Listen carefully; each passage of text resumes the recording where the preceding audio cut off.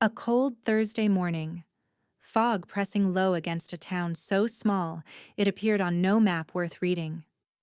The kind of place that existed between places, the kind men like him drove past without slowing down, without wondering who lived there, without caring. And yet, at exactly 5:47 in the morning, the man who controlled the eastern seaboard's most feared empire stood on a gravel path that led to a door he had no right to open. He had not slept. The drive had taken 9 hours. His hands still carried the tension of the steering wheel, knuckles pale, fingers stiff, every muscle locked around a truth he had learned 48 hours ago and still could not accept. He stood there, unmoving, breath visible in the cold air, eyes fixed on the small stone cottage at the end of the path. Flower boxes in the windows, lavender, dried but still fragrant. A pair of small rubber boots beside the front step. Bright yellow, impossibly small, placed neatly side by side as if a child had been taught to leave them just so. His chest tightened. From inside, sounds. The soft percussion of a morning routine, a cabinet opening, something being poured. Then a child's voice.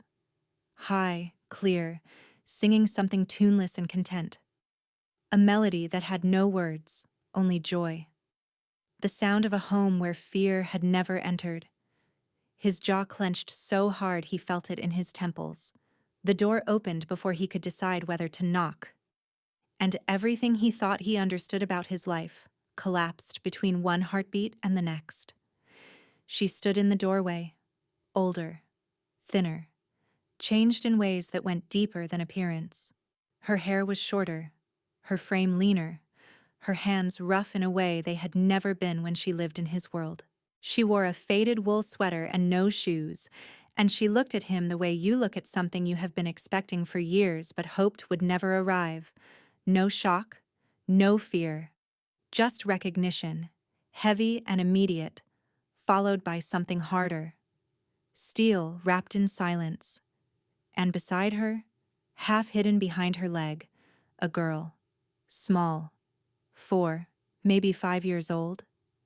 Dark hair pulled into a messy braid. One hand gripping the fabric of her mother's sweater. The other holding a wooden spoon like it was the most important thing in the world. The girl looked up at him, and everything inside him stopped. Her eyes, gray-green, sharp, flecked with gold near the center. His mother's eyes. His eyes. Set in a face that carried the unmistakable architecture of his own, the high cheekbones, the straight brow, the way the chin narrowed to a point that made every expression look deliberate. The world cracked. Cleanly, completely, down the center of everything he had believed for half a decade. His mind tried to reject it, tried to rearrange what he was seeing into something that didn't destroy him, a neighbor's child, someone else's daughter standing in someone else's doorway.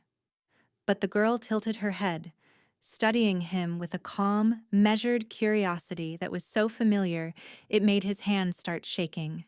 She looked at him the way he looked at everyone, assessing, deciding, giving nothing away. "Mama," she said softly, "who is that man?" His breath left him like something had been pulled from his chest by force. Vesna's hand moved to the girl's shoulder. Not fast, not panicked, but deliberate, protective in a way that made it clear this was a gesture she had rehearsed, lived inside for years. "No one you need to worry about," she said, her voice stripped of everything except calm authority. "Vesna." His voice broke on her name. Not the voice that made grown men leave rooms, something that sounded like it had been buried for years and clawed its way out against his will. Her eyes met his, and in them he saw nothing he could use. No softness, no hesitation, just cold, finished certainty. "You need to leave." "That girl!" He could barely get the words out. She's mine," Vesna said, cutting him off. "Mine, not yours. You made sure of that 5 years ago when you took everything else." The sentence hit harder than any bullet ever could. The girl watched the exchange with wide, unblinking eyes, absorbing every word, every shift in tone, every silence between the things that were said. She didn't cry. She didn't hide. She just watched. The way children do when they understand something important is happening, even if they cannot name it yet. "Please," he said. A word he had never spoken to another human being in his adult life. A word that felt foreign in his mouth, too soft, too open, too much like surrender. "You don't get to say that word to me." The door closed. Not slammed, closed. Quietly, deliberately, with a composure that was worse than violence. The lock turned. A deadbolt slid into place. Silence. He stared at the wood grain and felt the full weight of what those years had cost him settle into his bones like concrete. Behind the door, faintly, the girl's voice. "Mama? Why are his eyes like mine?" Silence.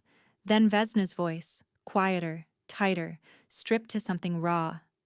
"They're not, baby. Yours are your own."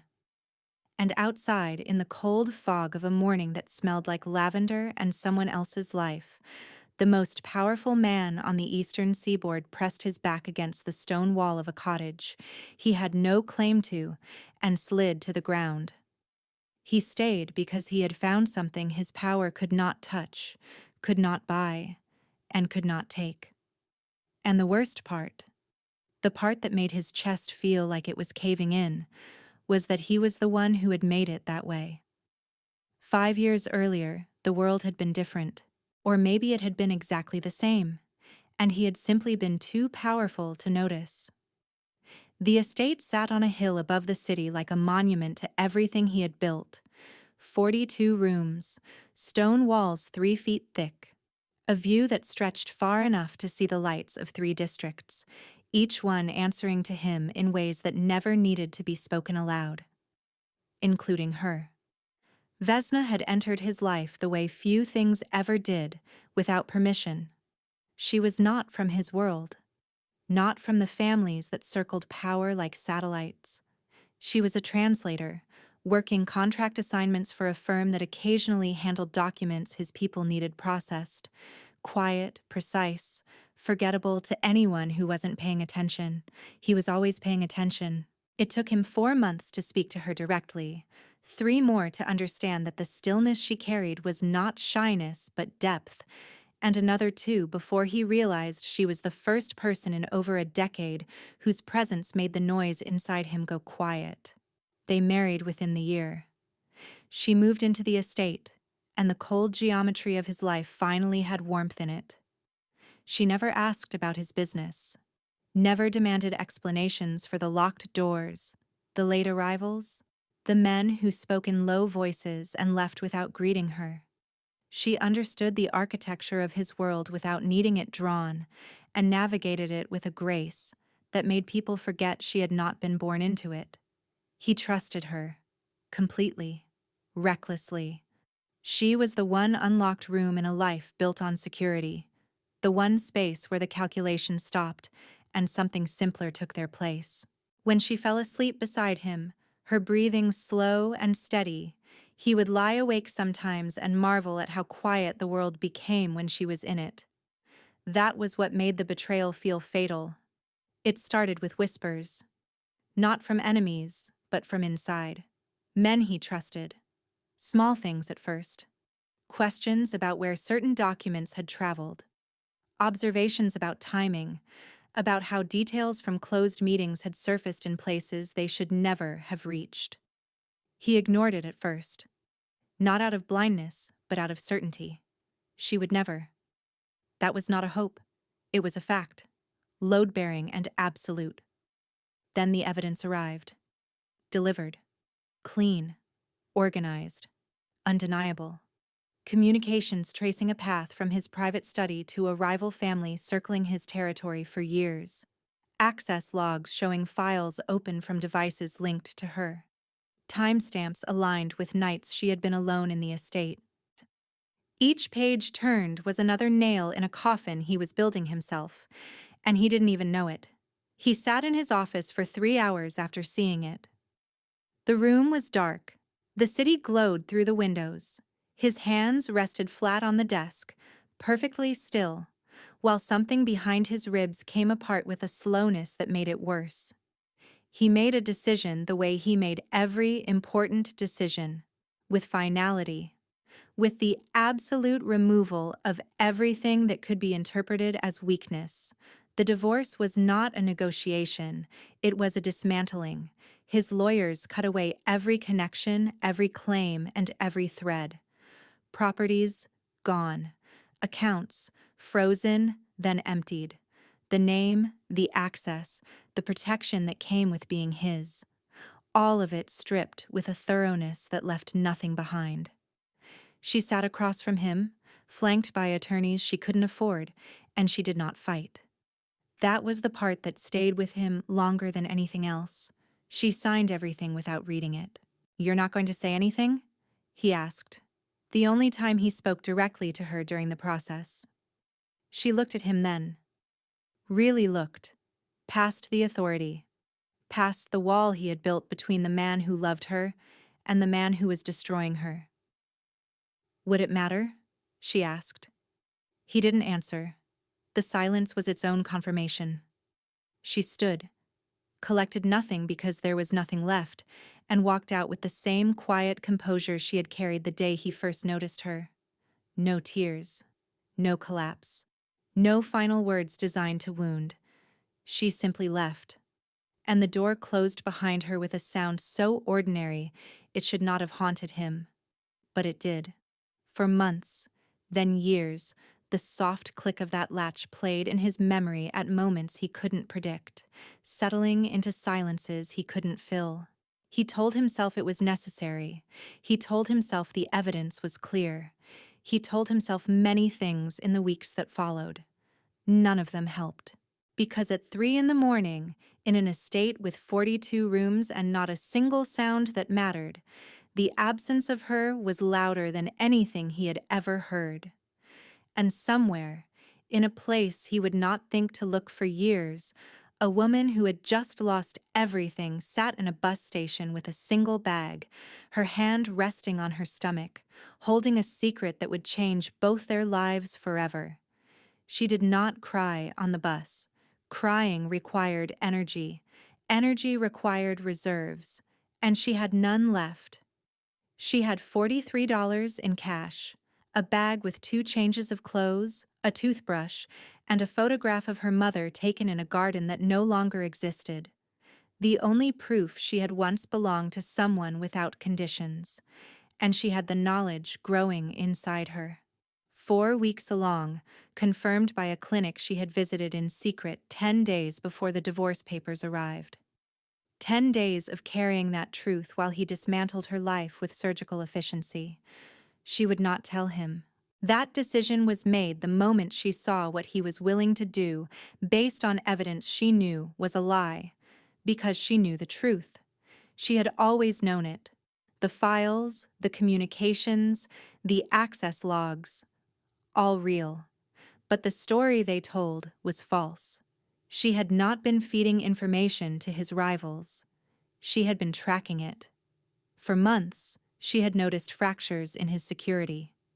Documents accessed at wrong hours, patterns in his inner circle shifting too precisely to be coincidence.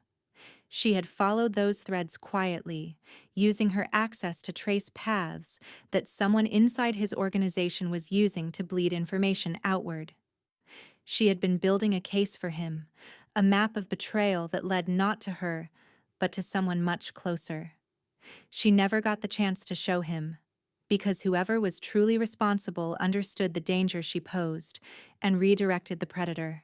The evidence against her was constructed from her own investigation, her own access logs, and her own digital fingerprints. They had taken the proof of her loyalty and repackaged it as proof of her betrayal, and he had believed it without hesitation. The speed of his certainty was what broke her. As if some part of him had always been waiting for a reason to stop trusting her. As if love, for a man like him, had always been conditional. She could have fought it. But she understood something about Soren that most people never grasped. Once he decided something was true, the world rearranged itself to confirm it. Silence became guilt. The absence of a defense became the strongest evidence against her. He didn't understand that some people go quiet not because they have nothing to say, but because they have realized no one is listening. So she let him take everything. Because winning meant he would stop looking. And that meant he would never find the one thing she still carried. The bus crossed state lines sometime after midnight. She watched the landscape change through the smeared glass, cities thinning into suburbs, suburbs dissolving into stretches of dark highway lined with trees that looked like they were standing guard over nothing. She slept in fragments. 20 minutes here, an hour there, her body jerking awake at every stop, every shift in engine sound. Even in exhaustion, the survival instinct had already taken root. Trust nothing. Expect everything. Never assume you are safe simply because you are alone. 3 buses and 2 days later, she ran out of road. The town was called Cairo. She arrived at it the way you arrive at things you were never looking for. The last stop on a route most passengers had abandoned hours earlier. When the doors opened, the air was different from anything she had breathed in years. Cold, clean, carrying the smell of pine and wet stone, and the absence of anyone who knew her name. Cairo was barely a town. A single main street. A hardware store. A small church. A medical clinic. And a bookshop wedged between a laundromat and someone's house. No one looked at her twice. The bookshop was where it began. She walked in because the door was open, and the warmth pulled her forward before she could think. Paper and dust and old wood, layered over coffee brewing somewhere in the back. The woman behind the counter was already watching her. Not with suspicion, but with the careful attention of someone who read people the way others read weather. Her name was Maret. Older, broad-shouldered, hands that had done real work every day of their life. Her eyes moved once over Vesna's face, over the exhaustion, the bag, the way she stood in the doorway as if unsure she had permission to exist. "You looking for something specific?" Maret asked. "Work," Vesna said. "Anything." Maret nodded toward the back. "Room upstairs. Small, cold in the mornings, roof doesn't leak. Pays not much. Hours start early. I don't ask questions, and I expect the same." Vesna nodded. "There's a doctor 2 streets over," Maret added quietly, "if you need one."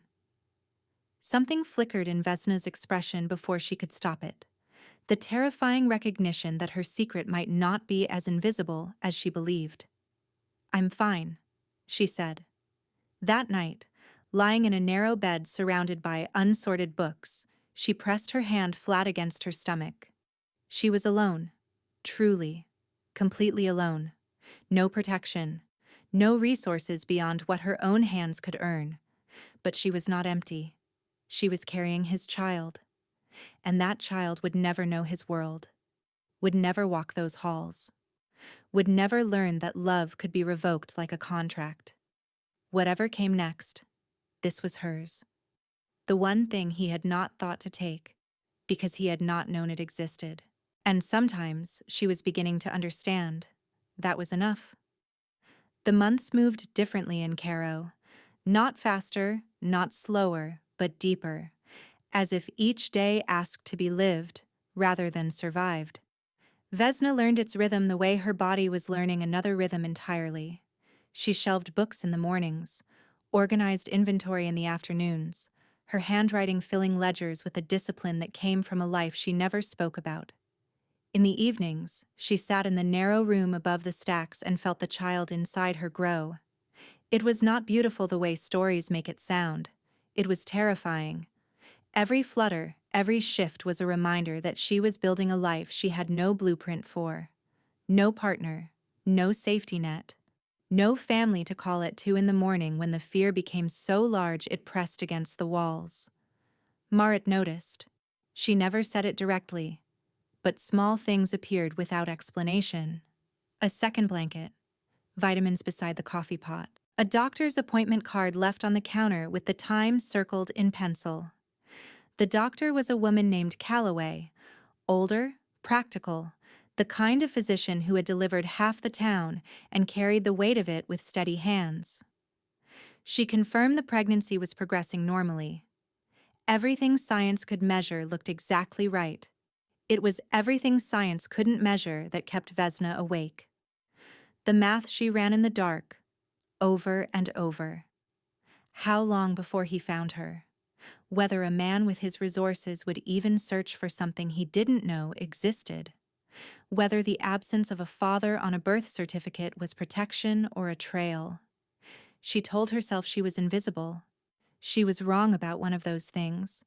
She just didn't know which one yet. Weeks became months.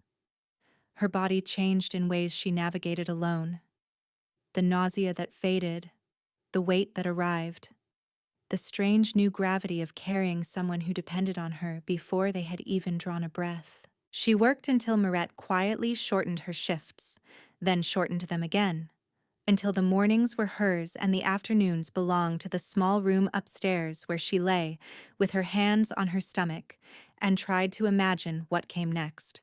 She had no crib, no nursery, no carefully chosen colors on the walls. She had a drawer lined with a folded blanket, a stack of secondhand clothes Marit brought without comment, and the fierce, impossible promise she made to herself every night, that this child would never know what it felt like to be discarded. The birth came on a night when the sky was clear for the first time in weeks. No storm. Just a stillness that felt deliberate, as if the world had decided to hold its breath. Marit drove. Vesna gripped the door handle, her breathing measured, the pain arriving in waves that demanded more from her each time. The clinic was small, too bright, smelling of disinfectant and coffee someone had forgotten on a burner. Calloway was already waiting. It lasted 7 hours. 7 hours of pain so consuming it erased everything else.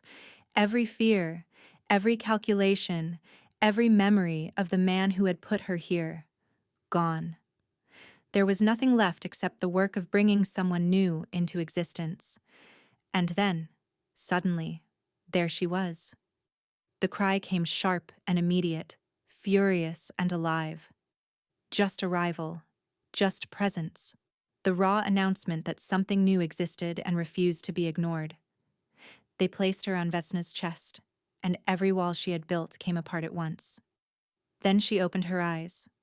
Gray-green, sharp, flecked with gold near the center, catching the clinical light like fire behind glass. His eyes, unmistakably, undeniably his. Vesna felt two things collide with a force that left no room for anything else. Love so immediate it felt like a physical restructuring, and fear so deep it reached into the years ahead and cast shadows across every one of them. She named her Veda. It meant knowledge. It meant truth. It meant the thing you carry even when the world tries to take it from you. And from that moment forward, Vesna understood something with a clarity that changed everything. She was no longer hiding for herself. She was hiding for someone who didn't yet know she needed to be hidden. And if she failed, if he ever found them, he would not see a daughter. He would see leverage. The divorce was supposed to fix something. That was how he had framed it.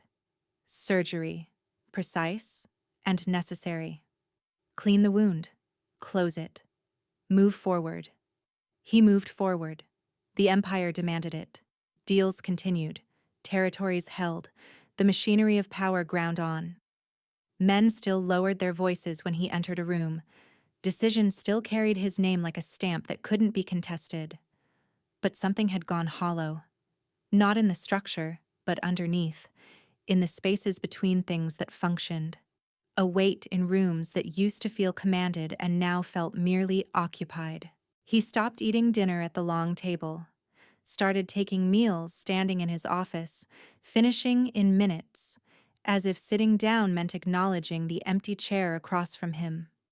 He stopped walking the east corridor, the one that led past the room she had used as a study, where she would sit cross-legged on the floor, surrounded by books, and look up when he entered like his arrival was the best part of her day. He sealed that room, told his staff it was storage. No one questioned it. No one questioned anything he did. And that, he was beginning to realize, was part of the problem. He was surrounded by men who followed without challenging, who obeyed without asking, and who would have walked into fire if he pointed at it. And not one of them had said the thing he needed to hear, that he might have been wrong. 6 months after the divorce, the leaks continued. Information was still moving. Routes, schedules, vulnerabilities. The rival family circling his territory had not retreated. If anything, they had grown bolder. That should not have been possible. If Vesna had been the source, removing her should have sealed the breach. It hadn't. The realization arrived like a crack forming in ice. He sat with it for 3 days because the implications were devastating. If the leaks continued after she left, she was never the source. If she was never the source, then the evidence had been constructed. If someone had built it, they had used tools and access that only a handful of people possessed. And if that was true, he had destroyed an innocent woman. He began pulling threads, not outward this time, inward, into his own house, his own people, his own blindness. Conversations that felt like interrogations wrapped in courtesy. Watching the people closest to him with eyes that no longer trusted anything they saw. It took 4 months. 4 months of sleepless recalibration, of second-guessing every handshake and every report that had ever crossed his desk. Riven broke first, not with a confession, but with a pattern. Riven, who had been at his side for 11 years. Riven, who had personally delivered the evidence against Vesna. Riven, who had suggested the investigation focus on her access, her devices, and her movements. The same Riven who had brokered 3 meetings with the rival family's intermediary in locations that were never logged, never reported, never mentioned to anyone. Soren found the records buried in a channel Riven believed was beyond reach. Nothing was beyond reach when the man searching had stopped caring about anything except the answer. The evidence was absolute. Riven had been feeding information for over 2 years, using his proximity to move through Soren's defenses like a ghost. When Vesna's quiet investigation started closing in, he had taken her work, her access logs, her digital footprint, and turned it into a weapon aimed at her instead of him. Soren found her files too. Buried in a server partition Riven had scrubbed but not thoroughly enough. The files were meticulous. Dates, connections, transaction paths, all pointing to exactly where the truth lived. She had been protecting him. While he trusted the men around him more than the woman in front of him, she had been building a case to save his empire, and he had punished her for it. Riven disappeared on a Wednesday. Completely. The rival family followed over the next 3 months, dismantled from the inside out until nothing remained. And when it was over, when every threat had been neutralized and every betrayal answered, he stood in his office at 3 in the morning and understood something no amount of power could fix. The woman he accused was the only person who had seen the danger coming. And instead of listening, he had removed her with the same efficiency he used on his enemies. He walked to the east corridor that night, opened the sealed room for the first time in over a year. Everything was as she had left it. Books on the floor, a reading lamp angled toward her chair, a cup on the windowsill, still carrying the faint ghost of tea. She had been innocent. She had been loyal. She had been the only person been loyal. She had been the only person in his world who loved him without conditions, and he had repaid that love by believing she was his enemy. There was no one left to blame. No war to wage that could undo a single wrong decision. The realization didn't arrive with drama. It arrived with silence. the kind that fills a room when every excuse has been used and none of them worked. He had been judge, jury, and executioner, and the defendant had been the only person trying to save him. He had taken everything from her, and now everything he had left felt like nothing at all. The search for Vesna began the same night he opened her room.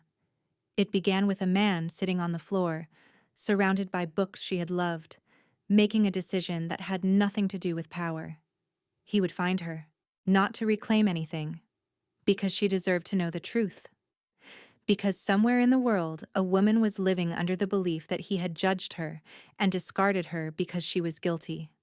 His people searched for years. Every database, every record, every trace. Vesna had been thorough.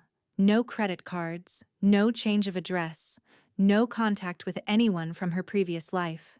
She had simply vanished. The break came from a place he didn't expect. During the final clearing of Riven's assets, a storage unit was opened. Inside, among the financial documents, was a secondary archive. Files Riven had kept as insurance. Among them, a medical record. A single page from a clinic database Riven had accessed during routine surveillance weeks before the divorce. A pregnancy confirmation. Patient name, Vesna. Gestational age, 4 weeks. Date of visit, 10 days before the divorce was finalized. Soren read it once, then again, then a third time, as if the words might rearrange themselves into something that didn't mean what they obviously meant. She had been pregnant. She had known. She had sat across from him while he dismantled her life, carrying his child, and had not said a word. He pressed his hands flat against the table and breathed in a way that didn't feel like breathing. It felt like drowning on dry land. Every decision he had made in that room, every document he had signed, and every silence he had allowed to pass between them, all of it replayed with a new dimension of devastation. She had been protecting not just a secret. She had been protecting a life, a child, his child, born somewhere unknown, raised by a woman he had wronged beyond comprehension, living a life he had no part in because he had made sure of it. He had not just taken her home, her money, her name. He had taken the world that child should have been born into. He had taken the father that child should have known. The search narrowed within days. A pregnancy meant a birth. A birth meant a record. It took his people 11 days. A birth certificate filed in a county so rural it still processed paperwork by hand. A girl, born healthy, mother's name listed, father's line left blank. A single empty space that carried more weight than any word could have. The town was called Cairo. He had never heard of it. He didn't send anyone. He had sent men the first time, sent lawyers, sent every instrument of power he possessed. All of it had proved that distance was just another word for cowardice. The drive took 9 hours. He left at night, the city dissolving behind him in the rearview mirror, the roads narrowing as the world stripped itself of everything familiar. No security detail, no convoy. Just the truth he carried and the question of whether it would be enough. He drove through towns that got smaller with each passing hour, through stretches of highway where the only light came from his own headlamps cutting through darkness. Somewhere around the 4th hour, the roads lost their names. By the 6th, they lost their pavement. He didn't slow down. If she had chosen a place this far from everything, it meant she had believed it was far enough. He was about to prove her wrong, and that thought didn't bring satisfaction. It brought something closer to shame. Caro appeared in the fog just before dawn. Small, stone, impossibly quiet. He parked and sat for a moment, hands on the wheel, engine cooling. Somewhere in this town, a child was waking up. A child with his blood, his features, his eyes. A child who had never heard his name. The cottage was easy to find. Stone walls, flower boxes, a pair of small yellow boots beside the front step. A light already on inside, framing a life built entirely without him. He walked toward it, and everything that happened next, the door, her face, the girl with his eyes, the word that broke in his throat, arrived with the same devastating force. She hadn't hidden their daughter out of cruelty. She had hidden her out of survival. Because the last time Vesna had trusted him with something precious, he had destroyed it. And that knowledge, more than the fog, more than the silence of a town that wanted nothing to do with him, was what pressed his back against the cold stone wall and pulled him to the ground. He did not leave. That was the first thing the town understood, even before it understood why. The morning after the door closed, the fog lifted, and Kara woke to find him sitting on the stone wall across from the cottage, still, composed, watching nothing and everything with a patience that didn't belong in a body that large. His clothes were wrong for a place like this. Everything about him announced he had come from a world built on different rules, and yet he sat there like he had nowhere else to be. People noticed. The man at the hardware store glanced at him. A woman walking her dog crossed to the other side of the street. A boy on a bicycle slowed, stared, then pedaled faster. No one approached. Inside the cottage, Vesna moved through her morning as if the walls could protect her. Coffee. Toast. Veda's hair brushed and braided with hands that refused to tremble. Routine was armor. If she kept moving, she could pretend he didn't rearrange the gravity of every room he was near. Veda was quiet that morning. Unusually so. Her eyes drifted toward the window with a frequency Vesna pretended not to notice. "Is he still there?" Veda asked. "Eat your breakfast." "But is he?" "Yes." Veda considered this with the seriousness she applied to everything. She dug. She questioned. She turned things over until they made sense, and if they didn't, she kept turning. "He has my chin," she said. Not a question. A statement delivered while touching her own jaw with small fingers. "And the way his eyebrows go when he's thinking. Mine do that too." Vesna's hand stopped mid-motion on the braid. A beat of silence she couldn't afford. "People look alike sometimes. It doesn't mean anything." Veda didn't argue, but she didn't believe it either. By afternoon, Marit had walked past him twice, stopping the second time. "You're making people uncomfortable." "I understand." "Do you plan on leaving?" "No." Marit studied him the way she studied weather. "There's a rental 2 streets east, stone front, green shutters. Better than sitting on a wall?" "Thank you." "Don't thank me, I'm not doing it for you." He took the rental. Sparse, cold, furnished with essentials. He didn't complain. He didn't improve it. He existed inside it without the expectation that his comfort mattered. Each morning he walked to the cottage, never to the door, just close enough that his presence was felt. Sometimes on the wall, sometimes on a bench near the bookshop. Once, when it rained, under the narrow awning of the laundromat, from where he could still see the flower boxes in her windows. He brought nothing, demanded nothing, said nothing. The town watched him the way small towns watch anything unfamiliar, from behind curtains, over fences, through conversations held in lowered voices at the hardware store counter. Theories formed: a debt collector, a government man, something worse. But none of the theories held, because men who came with bad intentions didn't sit in the rain for hours looking like the world had taken something from them they couldn't name. An older man from down the street stopped one afternoon, studied him for a moment, and then spoke. "You waiting for someone?" "Yes." "She know you're here?" "She does." The man nodded slowly. "Then I suppose you've got your reasons." He walked away without asking what they were. 3 days passed. Then 4. Then 5. On the 6th morning, Veda appeared at the window. Not hiding behind the curtain this time, but standing fully visible, watching him with an openness children carry before the world teaches them to guard it. She raised one hand.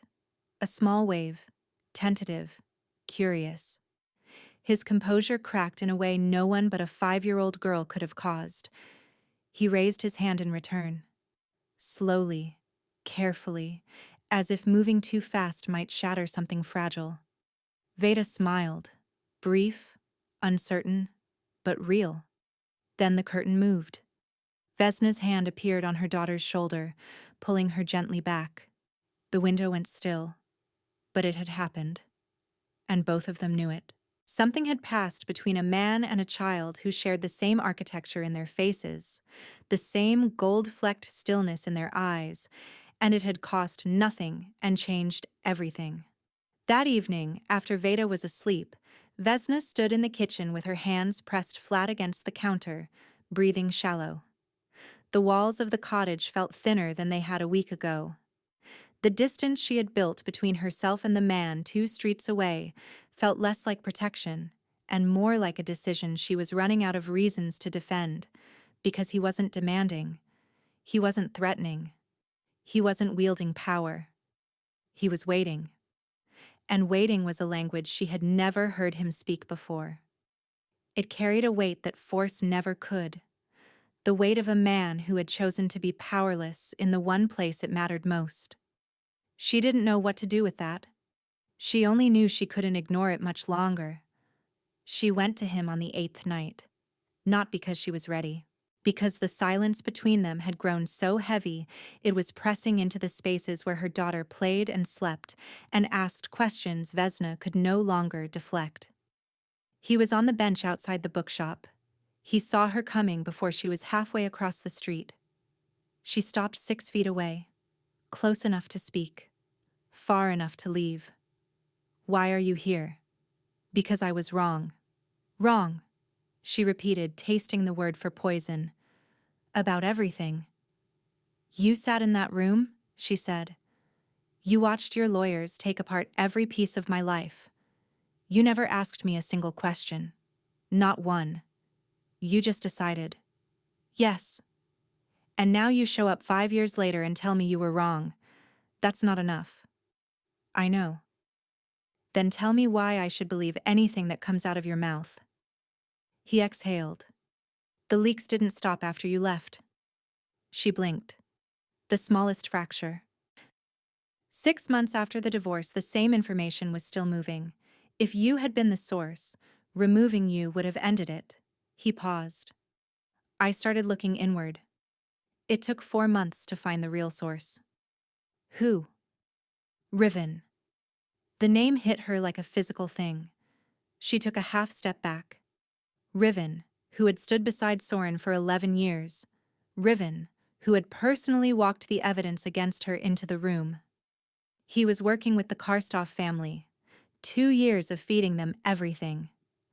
When your investigation got close, he took your access logs, your files, everything you had built to protect me, and repackaged it as evidence against you.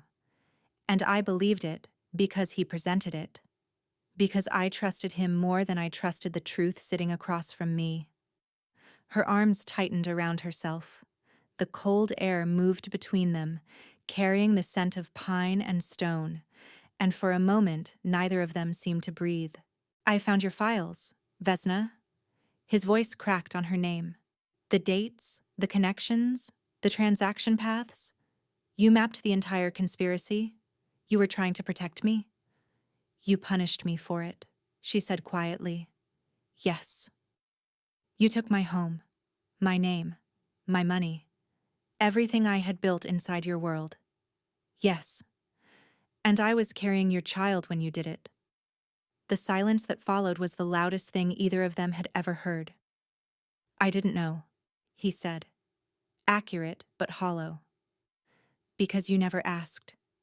You never asked me anything, Soren. You just decided I was guilty and executed the sentence." He had no defense. He didn't try to build one. "Where is Riven now?" "Gone. The Karstovs? Gone." She studied him for a long time. "But you didn't come here right after? It took longer. Why?" "Because I didn't know about Veda. Not until I found the medical record in Riven's files. A pregnancy confirmation, dated 10 days before the divorce. I took her from myself, he said. 5 years. Every moment I can't get back. Not because you hid her, because I made hiding her the only safe choice you had. Neither of them spoke for a long time. I don't know what to do with this, she said finally. What happens next is not something I get to decide. I lost that right the day I sat across from you, and didn't ask a single question. She stood in the cold, arms crossed, and the weight of half a decade pressing against a truth that had just changed shape. The anger hadn't vanished, but it had shifted. It was no longer aimed at him with the same focused certainty it had carried for half a decade. The villain of her story had turned out to be a ghost, and the man she had been running from had been running too, just in a different direction. She turned and walked back toward the cottage without another word. She didn't look back. She didn't need to. He was still on the bench when she reached her door. Still in the cold, still choosing to stay in a place where his presence was tolerated but not yet wanted. And he would be there tomorrow. She knew that now with a certainty that frightened her, because it meant something inside him had changed in a way she was not yet ready to trust. And inside, behind the warmth and the sleeping breath of a child who had his eyes, something shifted. Not toward him. Not yet. But away from the certainty that had kept her standing all this time, and that fracture was more terrifying than anything she had faced since the night she left. Nothing changed quickly. He stayed in Cairo. The rental became less temporary without ever being announced as permanent. Vesna offered no gestures that could be interpreted as progress, but she stopped closing the curtains when he walked past. That was where it started. The smallest possible concession. Veda was the first to cross the line. She did it the way children cross every line, without asking permission and without understanding it was a line at all.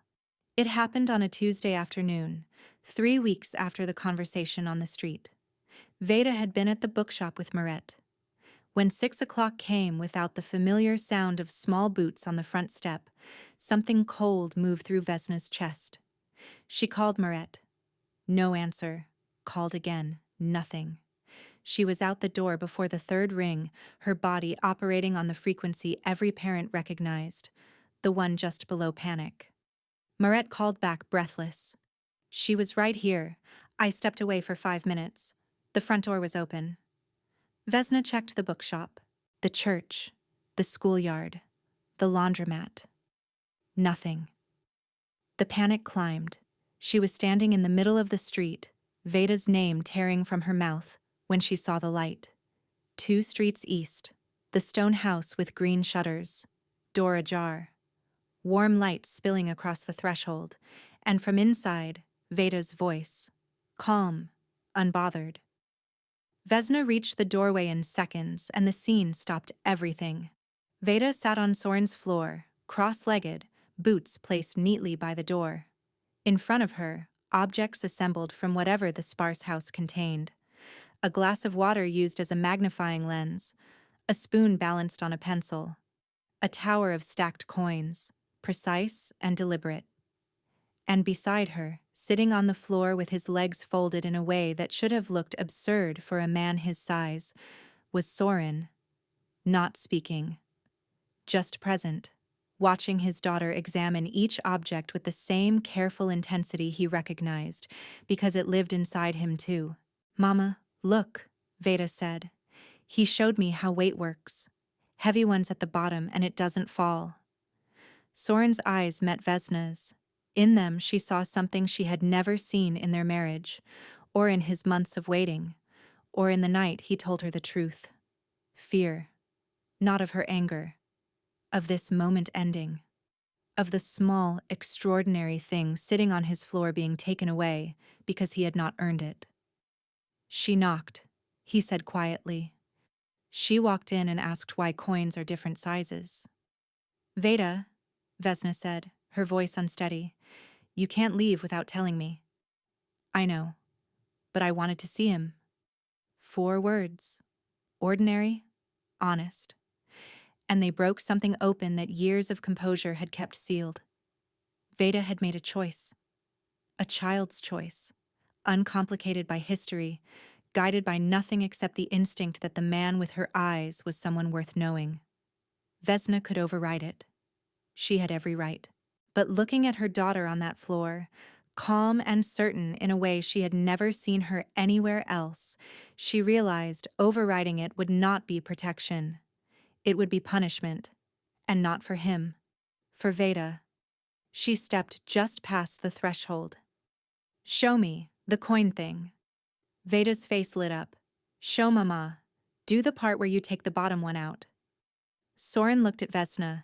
She looked back. The distance between them was still vast. But it was smaller than it had been that morning. And smaller was a direction. He reached for the bottom coin. The weeks that followed looked like Tuesday afternoons and Saturday mornings. The slow accumulation of moments too small to name, but too important to dismiss. Veda visited him, first with Vesna in the doorway, then from the bench outside the bookshop, then from the cottage, trusting the sound of boots on the path and the reliability of their return. Soren walked Veda to the bookshop when Vesna let him. He helped Maret repair a shelf. He answered Veda's questions with a seriousness that never condescended. Vesna watched from the periphery, and slowly, in invisible increments, the architecture of her resistance began to shift. Not collapse. Shift. Like a wall that discovers it has been guarding an empty room. The night it changed carried no drama. Vesna sat on the porch, Veda asleep inside. Soren was walking back from the bookshop, his path taking him past the cottage the way it always did. He stopped a few feet from the porch. "She asked me today what my favorite book is," he said. "What did you tell her?" "That I'd have to think about it." "She said that was wrong."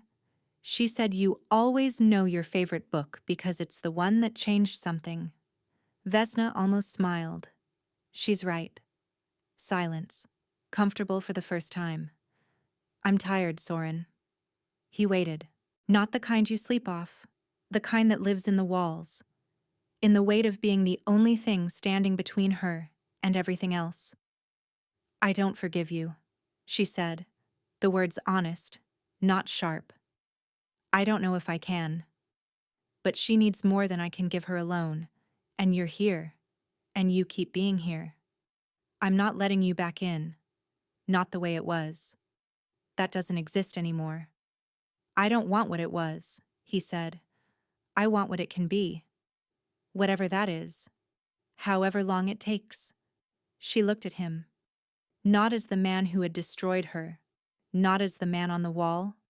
Not as the man on the floor with the coins. As all of those things, held together by something she could no longer deny. "There's coffee inside," she said. "It's not an invitation. It's coffee." "I understand." She opened the door. He walked up the steps. The wood creaked in the same place it always did. He stepped inside. And the door, for the first time in 5 years, stayed open. No ceremony followed. What followed was harder. Mornings, arguments about small things that were really about large things, the slow process of building trust where trust had once been demolished. It was Veda standing between them, not as a bridge, but as a reason. The reason he stayed patient. The reason she kept the door open. The reason both of them chose, every day, to try again. And on a spring morning months later, when Veda walked between them down Caro's single main street, one hand in his, one hand in hers, the town barely noticed. Because by then, the man who had once taken everything had learned the only lesson that mattered. That the things worth having are the things you cannot take. They can only be given. And the woman who had hidden the most important secret of her life had learned something too. That some doors, once opened, don't need to close again. They just need someone on the other side willing to stand there long enough to be trusted with the key.